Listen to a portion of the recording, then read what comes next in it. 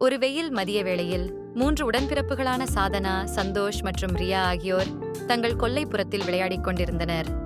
திடீரென்று வேலி அருகே ஒரு சிறிய நோய்வாய்ப்பட்ட தோற்றமுடைய பூனைக்குட்டியை அவர்கள் கவனித்தனர்.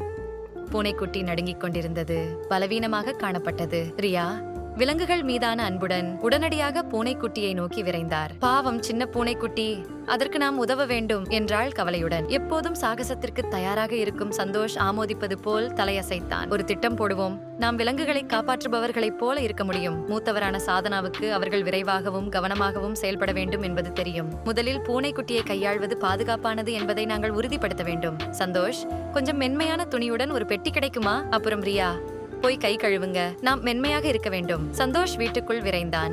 ஒரு சிறிய பெட்டியில் ஒரு பழைய மென்மையான துண்டுடன் திரும்பி வந்தான். ரியா தன் கைகளை சுத்தமாக வைத்துக் கொண்டு மெதுவாக பூனைக்குட்டியை எடுத்து பெட்டியில் வைத்தாள். பூனைக்குட்டி பலவீனமாக மியாவ் என்று கத்தியது. அதன் சிறிய உடல் நடுங்கியது. சாதனா பெருமையுடன் பார்த்தாள். நாம் அதை சரியாக கவனித்துக் கொள்ள வேண்டும். வெதுவெதுப்பான பால் கொடுப்போம் என்றாள்.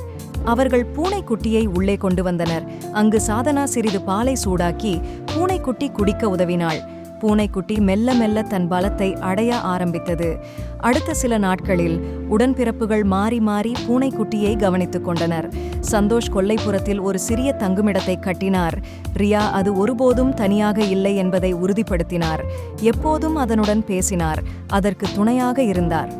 ஒரு நாள் மாலை அவர்கள் அனைவரும் ஒன்றாக அமர்ந்திருக்கும் போது பூனைக்குட்டி சத்தமாக உருமிக்கொண்டு சாதனாவின் மடியில் சுருண்டு கொண்டது. நீங்க 2 பேரும் ரொம்ப நல்லா வேலை செஞ்சீங்க என்று அண்ணனையும் தங்கையையும் பார்த்து புன்னகைத்தாள் சாதனா. உங்களால் இந்த பூனைக்குட்டி ஆரோக்கியமாகவும் மகிழ்ச்சியாகவும் இருக்கிறது.